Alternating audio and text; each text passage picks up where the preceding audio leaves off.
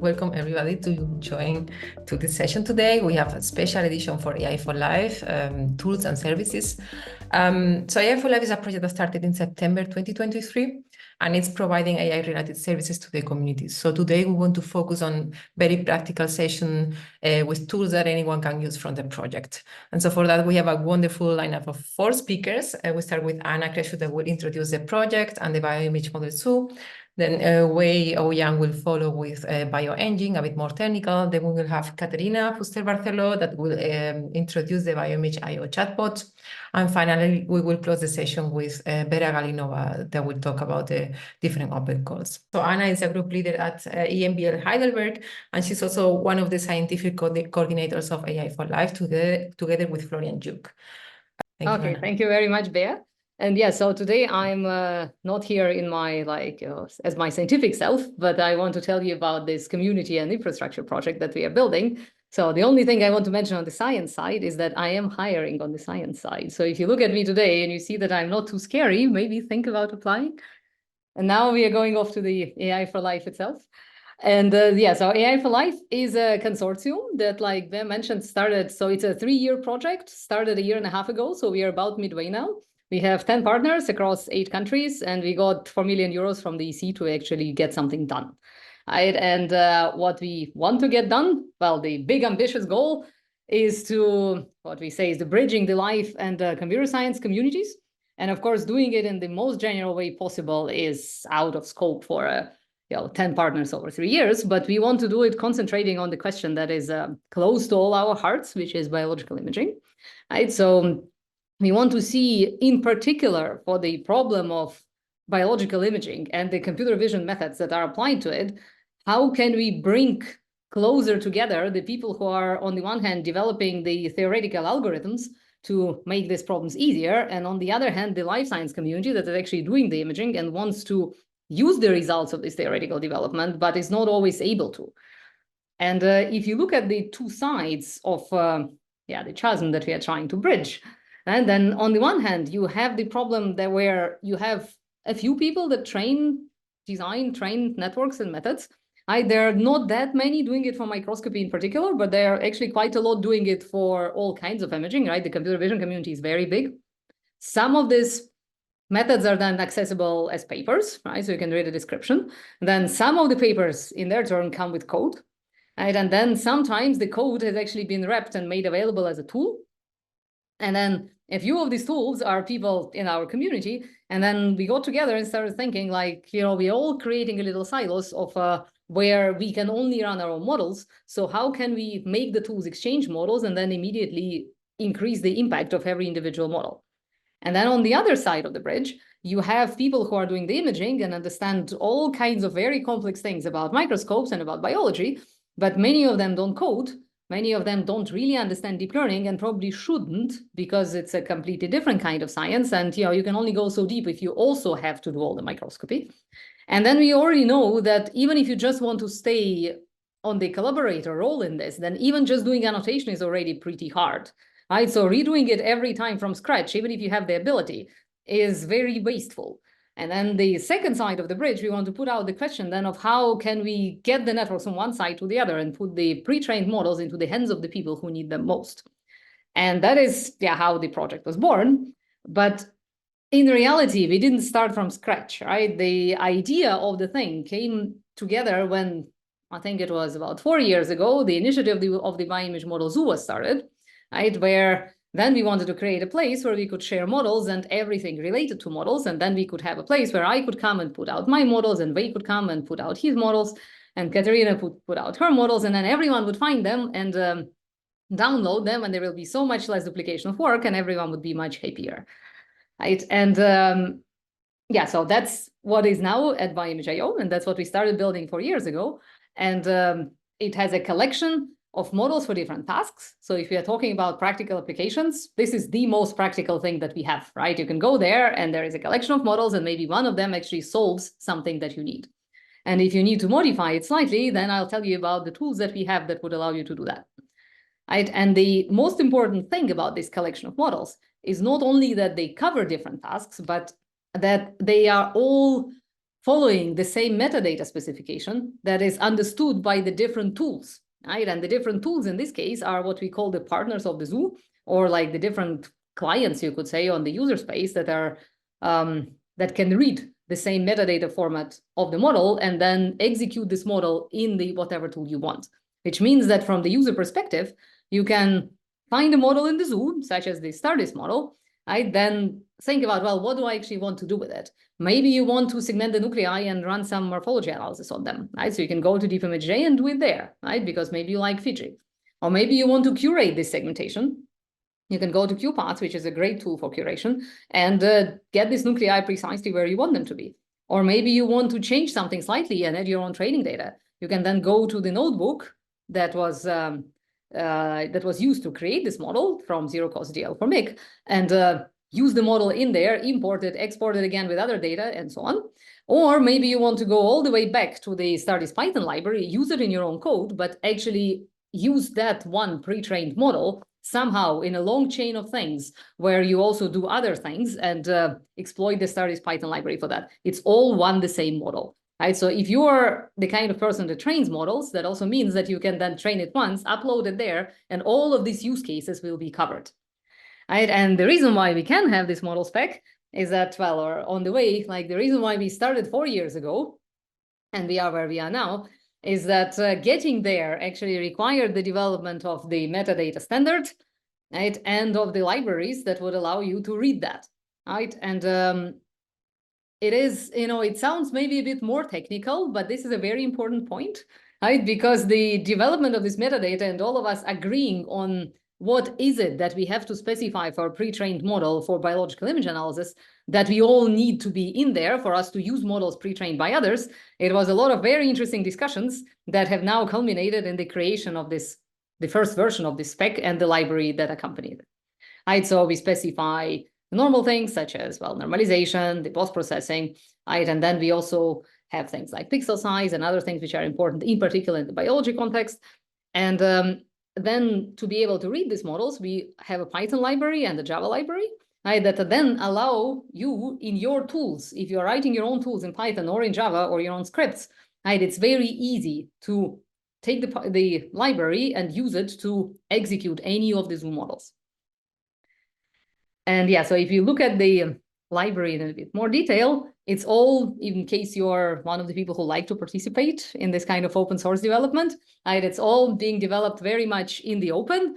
Right? There is the spec library and that tells you how exactly to submit the model, and you can contribute to our very passionate discussions about what exactly should go in there, right? And then, but in the end, to the zoo, you submit a zip package, which holds your trained model, the example input, example output, cover image, so that people can actually find it in the zoo, and then a description of some of the fields that we actually need to be able to run it, right? And then, yeah, all these models are then stored on GitHub in a collection JSON file, right? And then with all of this, where we really want to get and where we feel that we are actually pretty close is to have a really reproducible ecosystem where you can have, for example, people from the Human Protein Atlas do a challenge, right? Collect the models that do different tasks on the data of their challenge, such as here, different kinds of segmentations.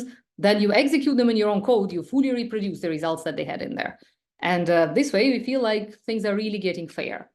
Right, so we have on the model cards on the zoo, you can really see everything you need to know about the model, right? Who trained it, how they trained it, what was the training data. For many models, we also have the notebook. You can directly contact the developers, talk with them about the model. Wei is going to show you how you can even run the model directly on the website, just to make sure that it does what you want it to do.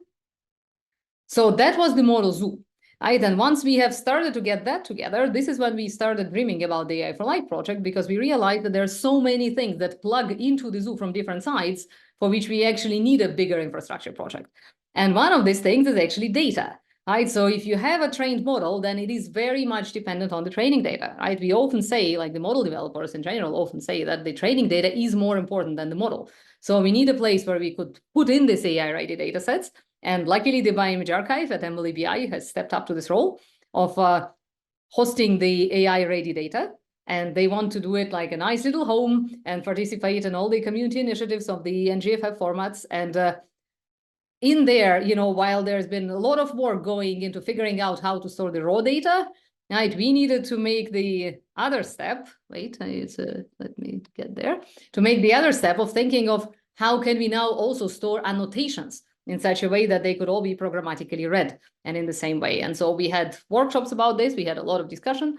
And what has now come out of this is this paper with guidelines about how to improve the reusability of the AI dataset. So if you're planning to publish a dataset with annotations, right, you can go to this resource and see how this can be done. You can see a lot of your friends in the authors list there. So you can go on, talk to them, talk to us. We'd be very happy to see your data. Right, and then, so there is the question of like how exactly you get the metadata there and what it comprises. I don't have the time to talk about this in detail. It's all in that paper. Right, and then if you wanted to then go on and see how the models that you find in the zoo, if they're not good enough, how can they be trained and fine-tuned? This is like another thing that plugs into the zoo. And the zoo has a place where you can store notebooks. Like you can see in the example here, it's a notebook from the BioPi community partner. Right, and there you can open it in Collab, do things with it in BioPi or in zero cost. Or if you don't like Collab, or if you want to go beyond, there is also the new project that ST has been driving, which is called DL for Make Everywhere, which allows you to run then in the containers outside of the Collab. Right, and there is a preprint about it. So I encourage you to take a look at this if you're interested in these questions and see how these containers can be used. Right, and then in the end, we want to have the whole cycle, right? So we want the people to be able to first download a pre-trained model, right? Then take it, for example, to Elastic, right? See that, apply it there, see that the segmentation is not perfect, fix it, which in Elastic you can do with the multicast workflow. This way, obtain the new ground truth, which can serve as new training data, go to zero cost, exchange the training data this model had before to the new training data, and then upload it back to the website so that people could find it, and then download it and use it to analyze other data, for example, in DeepImageJ. So having the single model spec really allows you to mix and match the tools together in your pipelines. Yeah, and then the third question, let's say, big part that plugs into that is the question of how do we know that the models that we have in there are actually useful for something? Because of course we train things that are interesting for us, right? I have my collaborators here, I train for them. I also train for things that I find interesting, but maybe the community needs something completely different. And this is why we have gone with the idea of the open calls that Vera is going to introduce to you in the very end. So here it says apply by March 31st, but this is wrong. This is the first call. Here you would have to apply for the March 1st, right? But let's talk about this part later. Just know that if you feel like the computer science community, or let's say meta development community, is totally ignoring a question that for you is very, very important, this is what this mechanism is for, right? That's why we have open calls, so that we could listen to you and try to solve your problems and then upload them to the zoo for your whole community to use them again. Right, so to summarize, we have the bioimage model zoo. It's a community-driven project. It's completely open source. We really welcome everyone who wants to come and participate in the development. You can find a lot of pre-trained models in there. They're all cross-compatible. They should run on at least one partner software, but usually run on more than one. We try to give it well documented. And then at some point, once we reach too much documentation, we try to make the tools that Caterina will tell you about that allow you to get through all of this documentation avalanche. Right, and all these models are fair. They have licenses though. Right, we provide the specs, we provide the libraries, the API access to work with them. Right, users can choose the consumer software they want. Right, there is no competition between the client softwares. It's all about having things available to as many people as possible. That's what I had, and now I think we are ready to dive into the different parts that I mentioned. Thank you so much, Anna, for this introduction to the project. There is already one question in chat. This is from Tobias. Tobias, I don't know if you want to unmute yourself and ask a question. It's quite long, or I can read it. Oh, no, wait, I can read it too. I have two screens. Okay. Hi, Tobias, by the way. Yeah. Yeah, the scale level of the results from AI is unclear, non-existent. Great, also, well, yeah. Well, yes, I mean, these concerns are there. I mean, first of all, the first question that you're asking about how good are the results actually, it's a very big can of worms, and we could probably hold many more sittings of the virtual pub just discussing how can you know how well a thing is working on a data set that you have not analyzed by hand yet. I would say that the problem that you raised, that it either works great or not at all, this is a fantastic problem to have, right? Usually the real problem comes when it kind of works, but you're not sure. right? And this is when you have to come up with a validation method. And there is a wonderful paper about validation methods that is like 120 pages long, came out in Nature Methods, I think in March. You might want to take a look at this, but it goes really deep into the details of how can you find out if a model is working on your data set. For a second question, if all these things are not just, getting deprecated after a while, yes, I mean, it is a problem. What we are trying to do against it is that, well, we have CI on the website, right? So we have continuous integration. We actually, all the models have test input and test output, and they tell you what environment they need. We test them all continuously, right? So we know that with the spec library as it is now, right, the model that you have on the website will run, right? It doesn't mean that it will solve your problem, right? Because that depends on your images, of course. But we really try to make sure that we don't have anything stale, right? We might be in a bit of an intermediate state right now because we are migrating everything from Zenodo to our own storage because Zenodo turned out not to be reliable enough. But, once we have migrated everything to our own S3, I would say that at least, things will run. So we are trying to put some attention into preventing this kind of rot. Okay, I hope this answered it at least somewhat. Yeah. Thank you, Anna. Tobias replied in chat. I suggest that you continue the conversation in chat so that we move to the next speaker, and maybe we have some time at the end for some or the other general questions and comments, okay?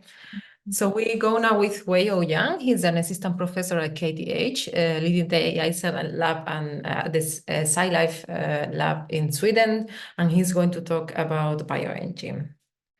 And the presentation looks good, so the floor is yours. Cool. Yeah. Thanks for the introduction. I'm gonna dive direct in to our work in the AI4Life consortium. It's mostly focused on the website support, but today I'm gonna more focusing on this, introducing you the cloud infrastructure we have been developing for enhance the model serving and testing within the bioimage model zoo website. The idea is simple. You upload the model, and we're gonna run it for you, so users don't need to set up before they can test it. I'm gonna jump right directly into a demo. So for example, this is our website.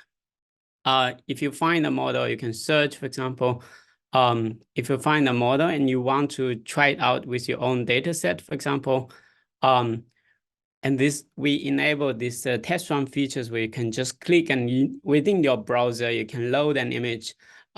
Because we have embedded this image.js, so in the browser, you can also drag and drop your own files and inside the browser, and then you can run this model right away without any setup, right? For example, this is a segmentation model with a nuclei, and you can see this output, right? We can quickly try a different one.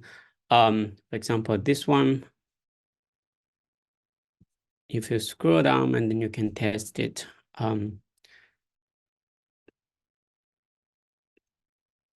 And then this one is also does tiling. So if you have large images, you just need to wait for a bit longer. And then it will output different channels, right? So then you can also do some kind of simple pre and post processing if needed, because we have this image integration already. I'm gonna show you another one which is similar, but here you can have full list of models. It's called bioengine web app, right? So web client. It's very much similar where you can also have you can connect to your own server. Besides the servers we provide, and you can also do it yourself. So I'm gonna show you this one, the same one, but also I want to show you the other one, which might be more interesting, is the cell pulse model, right? So cell pulse has been quite popular. You can use it to do all kinds of image segmentation on cells mostly. And you have different options, for example, like set the diameter of the cells. I'm gonna just quickly test with this one. If you just run it, right? And this is the cell pulse result. Hopefully this will give you a kind of impression on how this kind of a bioengine works. And now I'm gonna dive you in a bit deeper into what you can actually do. And feel free to try it yourself. And these are all public, and you can try with these different links or take a screenshot also. I'm going to dive a bit deeper into the behind the thing, what BioEngine does. So what we create is a scalable web framework, cloud framework for model serving. And it consists of different components. I will not go to too much details, but the key component here is this NVIDIA Triton inference server. It allows us to mount all this model from our model zoo, our servers, which is a public S3 bucket hosted at EBI. And then in this instances, we'll load all the models, and then it can respond to different requests from the web browser, but also inside different, desktop software such as Napari, DeepImageJ, or this different, Fiji, for example, to potentially to interact with the server. And this is related to the API. We have been trying to build a strong integration with community software. And this is a hackathon we're hosting, focusing on having more integration with the BioEngine API, such that other software tools can also run AI models through the BioEngine, either maintained by us or on your own instance. And we have current focusing on our own different deployment toolkit. The aim is that not only allow you to test run it, but we also want to help you to deploy your own version where you can run it in your own institution or on your own kind of a laptop or a workstation. So there's like 2 deployment toolkit we have working on right now. And one is BioEngine Desktop, where you can just download and install. It's bundled with a Portman desktop, for example, and then you can run it in your laptop. It's going to be helpful if you have GPU. The other part is to aim for large-scale deployment. So we are creating the toolkit such that you can run on your own HPC and Kubernetes cluster. And this is aiming, both of these kind of has better control. You can have your own private model repository on top of our public one, and it can provide better confidentiality because of the data don't need to upload to our server. We have some also ongoing development, for example, make it even easier to use. So Caterina gonna show you the chatbot, but we have also trying to integrate with the chatbot through the BioEngine such that you can process images directly within the chat interface and then run models. Thank you. Okay, then we move on to, thank you, Wei, again. We move on to Caterina Fuster-Barceló. She's a postdoctoral researcher at the Universidad Carlos III de Madrid in Spain, under the group of Arrate Muñoz Barrutia. And she's also responsible for the user support in AI4Life. So every time you send an email to the support email, Caterina will reply to you, unless the chatbot takes over and she's not doing this anymore. And this is what she's going to talk about today. I have to say that there are a lot of things in the AI4Life consortium, a lot of tools and a lot of information that sometimes it's really, really complex to get over everything. So I have to say that maybe one time I used the chatbot to respond an email. That just says how good it is, right? Okay, thank you for having me here today. Okay, hello and welcome to everyone on the other side.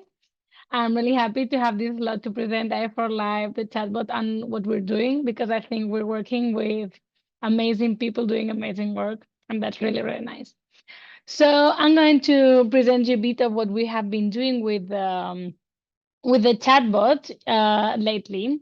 This is a work in progress. So what we did is that some months ago, we erased this preprint now it's in archive. We sent it, and now we have been working on the chatbot a lot on the previous months. So what you can see in the preprint is not only what we have now, because we have worked a lot on it, and you will see how the performance has been improved quite a lot. So the chatbot is done by amazing people. So we are one from Ericsson, me, Arrate, that we are from the Carlos III University, and from the Hospital Gregorio Marañón, and then with Wei too, that has participated a lot with these people here. So the chatbot the chatbot is not exactly as ChatGPT, because ChatGPT is thought to be an assistant or whatever you need to be for many different tasks and purposes. But our chatbot is intended to be an assistant for the bioimage analysis, not only for bioimage analysis in general, but purposely for our bioimage model zoo and all tools and community partners that are inside, like our ecosystem. So firstly, we are planning to deliver the chatbot in 3 different formats mainly. One is through an assistant for the Bioimage.io webpage, in which you can try to ask any question about the Bioimage.io or about any of the community partners that are in the ecosystem of the Bioimage.io, or even new other tools that I'll show you later.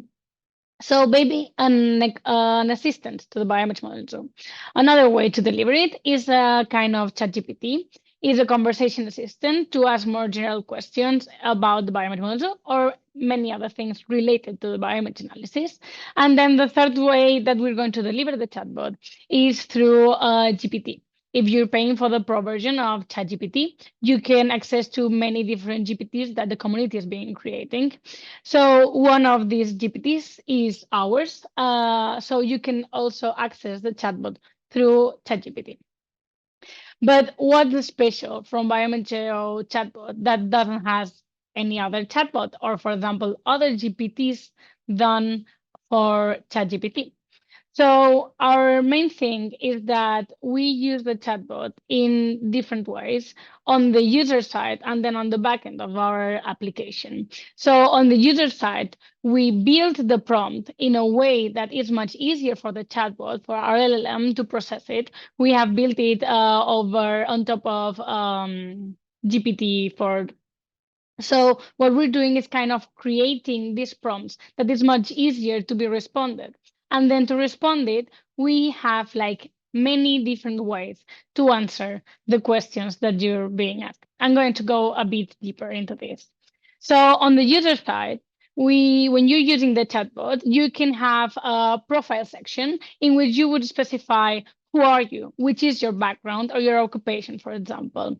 The thing is that by saying which is your background and occupation, regarding of the question, depending on the question that you're asking to our chatbot, it can respond you in a way or another. For example, if you are the developer, maybe it can provide you some Python code. Or if you are a biologist, it can provide you to a user-friendly tool on how to, for example, manage your data. So we thought that this was a flaw that ChatGPT sometimes would have, that you have to specify it every time and all. But with our feature of personalization, you can have it there, and it will be safe for your conversation. Then also you can have, of course, your query, and then the past conversation. Also, to manage with this kind of prompt or query, to elaborate the complete prompt, we might be also using other things on the backend, which is, for example, extract the keywords of the query that you're doing. This way, it's much more easier for the chatbot to respond the questions and many other things. And then if we go to the other side, we're able to answer the questions from many different types of questions and many different tools. So one of the big things that we have introduced here is this one here. I think that you see my mouse. So it's the documentation. Instead of having our first idea for the chatbot was to, as Anna just explained, was to make the documentation that we have from the Bioimage Model Zoo and all the community partners to have it kind of more digestible, because sometimes it can be really easy, really difficult, really complex to find what you're looking for between all this documentation that we have. So our special thing is that instead of retraining a model to have all the information of this documentation, we're doing documentation retrieval. That means that we are not retraining a model. So these kind of flaws that sometimes retraining a model could have, like, for example, hallucinations that you could see in GPT-3, for example, we are not going to have it, because our main focus for the chatbot is that it's veracity, is that all the information that we are providing is true. And even sometimes we are providing how the information is taken, where is this information coming from, and you can even ask for the sources. Where is this information coming from, and how did we obtain it? So for documentation, we're doing this documentation retrieval. If you're asking things about documentation of the zoo or the community partners, then we are also capable of extracting information from the specific models of the bioimage model zoo. Anna explained really well that when we upload a model in the bioimage model zoo, there are different kinds of files. There's one of these files, which is the model resource description file, which is a file that will describe the model with its inputs, outputs, tags, and what is this model for, how has it been trained, and everything. So what we're doing is this code generation and execution, but for the part of the chatbot, not for the user. So what we're doing is to create a Python code. For example, if you ask how many models are in the bioimage model zoo, our chatbot will create a Python code to read all the description files of all the models available in the bioimage model zoo and count how many models are they to go to each of the go into each of the models. Or for example, you can ask like, which are the models for image segmentation, for semantic segmentation, and it will go to all the models of the bioimage model zoo, looking for the tag and retrieve to you these models. What I think it's really, really, really useful and makes the experience of the bioimage model zoo much easier. Then we are also capable of do web browsing and general knowledge. And this is the things that we are saying that we do now, but we are working on many, many new things. Wei has given you some hint on his presentation on what we have been working lately. And please stay tuned so you can see what we're doing. We asked for some beta testers to test the chatbot some months ago when we had our first preprint, but sooner we're going to ask them again to test it, to evaluate what we have been doing and all of our improvements. So I hope you understood more or less what we're doing, but just in case, we're doing a short demo. So now it's not open for everyone, the chat. You need to log in and you need to ask for permission to do it because we are still working on it. So I thought I was logged in 5 minutes ago. Yes, it's working. So this is how the actual bioimaging chatbot is right now. And here you have some buttons that are for the new features that we are adding. And this is the chatbot. So I thought I'm going to ask it some questions right now to see how it works. For example, hi, Merman, could you tell me how many models based on StarDist are in the bioimage model zoo and which ones are they? Okay, let's try if this works. So as you can see, it's thinking, it's generating the question, it's going to retrieve the information. And now after it's finished, we can see how the information is removed. So here in more details, you can see that through the model search, it has retrieved, like searching through all the models of the bioimage model zoo, it has retrieved all the models that are based on StarDist, the icons, the titles, our nicknames for each of them, information, and all. So it gives you this answer, which is true, of course. And even you can have view model and the link, as you see, it's correct, and it leads you to the correct model. Okay, so let's ask another question. For example, how can I download a model from the bioimage model zoo and then use it in DeepImage? For example, it will think. As you can see here, we have some feedback buttons, so you can give us feedback to say if the question was good or not, even in a simpler way with these. The information, while it's being retrieved, is being sent to you. You can also have this edit profile here, really easy to access. And also download the model from the bioimage model zoo and use it in the DeepImage step by step. For detailed instructions using DeepImage, you can refer to DeepImage documentation, and it lets you. Okay, that's my fault for the DBImaging website, but it leads you to the DBImaging website. And if you click to more details, you can see how the information was retrieved. For example, search docs in the bioimage.io. So this is a work in progress. We are almost done. We have been working a lot on it, and I think it's great, and it's going to be really, really useful. And I think that's all. Thank you. If there are any questions, I'll be happy to answer. Thank you, Caterina. Then we move on to Vera. So Vera is a bioimage analyst and research software engineer at the Human Technopole in Italy. She's in the group of Florian Stuk, that is also the scientific coordinator together with Anna Kreshuk. And she's one of these talented experts in the project that are helping with the open calls. You may have seen on social media a few videos this week in which Vera was also speaking together with others about how they solve particular problems that people applied for. So today she will talk about the different open calls and some news that we are announcing. So Vera, whenever you're ready, I think you are. Perfect. You can go ahead. Yes, hello everyone. My name is Vera. I will be talking to you about our responsibility in this AI4Life project, which are the open calls. I am a part of the team of deep learning researchers and bioimage analysts in Human Technopole in Milano, Italy. We are now at the end of our first open call. What is it? We asked biologists to submit us their imaging problems that they hope to solve using deep learning, and we spent the last 6 months working on these problems.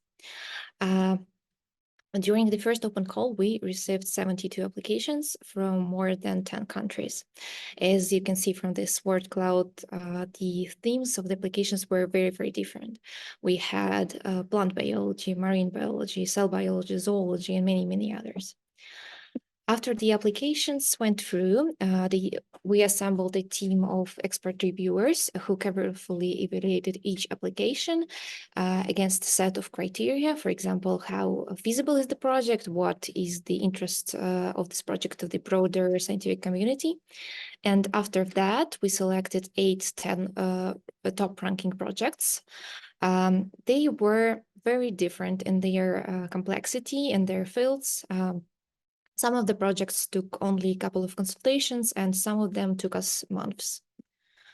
Here are some common requests what we got during this open call. For each of the projects we tackled, most of them required some kind of segmentation. Most of the projects we segmented with CellPose because it's a good product, it works really well. And for a couple of projects, we used custom deep learning networks. We also performed tracking, pixel classification, denoising, and also done some downstream analysis in Fiji. I want to quickly highlight one of the projects that we worked on. It is a beautiful EM image of a plankton cell. In this project, researchers want to segment each organelle of the cell. The raw image is enormous. It takes hundreds of gigabytes. Manually labeling each of these slices is extremely time-consuming. It takes days and even weeks. One of the deep learning engineers in our team designed a tool that leverages cutting-edge segmentation model, and he developed a Napari plugin. You can see it in name of GitHub repo on the slide. It requires you to do very, very minimal annotation, and then it segments the whole slide using these annotations. It's very, very minimal, a couple of scratches of hundreds of pixels. And it's like a human in the loop cycle. So you annotate, you see how the model performs, and then annotate again to correct the mistakes, and you go on. The researchers are already using this on their data, and they are extremely happy that the processes that took them weeks now take 10 to 15 minutes. And we hope that in the future open calls, we can also identify these pain points in the community and apply our skills to design new software tools to help biologists to work more efficiently. And now we are in the process of organizing the second open call. We are at the end of the application phase. This time we will do a little different thing. So after our team of reviewers review every application, we will have a short consultation phase. So the idea is to talk to the researchers and see what the problem are, take more context. And this way, we hope that we can get help to more people to potentially solve the easier projects and point researchers what software packages to use and how to structure their analysis and workflows. And after this, from there, we will pick the most complex projects that require more time and deep learning expertise and work on them during the next 6-month period. So how to apply? Applying is pretty simple. You have to fill out a form where we ask you to tell us some details about your project, what scientific domain is it, what your data is looking like, and we also ask you to share a little piece of data with us so it's easier to evaluate what we're working with, what analysis could be done. Also, we ask you if you already have some analysis, some ground truth, what software do you use, what software is typically used in the field to analyze this data. And this info will be extremely useful to determine how easy or hard your project is, how interesting it is, what tools can be applied, and it will help us to evaluate it and select the most interesting ones to work on. So we just extended the deadline to March 8th. So you still have 1 whole week to apply, and please do. We're very, very excited to receive the new batch of projects. And also we are soon announcing the open challenges. We will host competitions with the most interesting deep learning projects that we worked on during this open call. It will be an open competition for both for bioimage researchers and the larger deep learning community, so stay tuned for that too. Thank you very much.